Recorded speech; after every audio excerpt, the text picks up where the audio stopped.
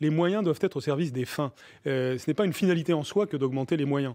Ce qui compte, c'est d'avoir des politiques qualitatives et au service de ces politiques qualitatives, d'augmenter les moyens. Sinon, on augmenterait les moyens en permanence de façon éternelle. Donc ce qui est important, c'est de définir ce que l'on veut. C'est ce qu'on est en train de faire pour l'école primaire.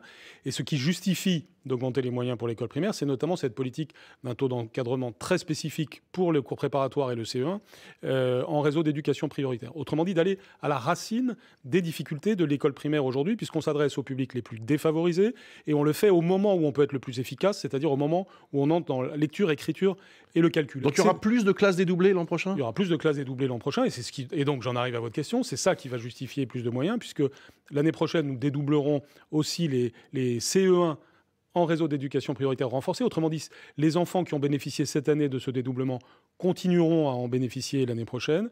Et puis nous dédoublerons les classes de cours préparatoires en réseau d'éducation prioritaire, en REP.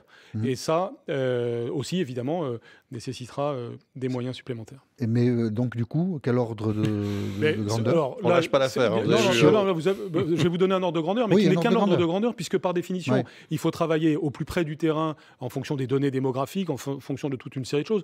Donc on est dans des ordres de grandeur qui vont vers 4000 postes de cet ordre-là. Mais ce n'est pas un chiffre, ce que je viens de vous dire n'est absolument pas un chiffre stabilisé, c'est un ordre de grandeur.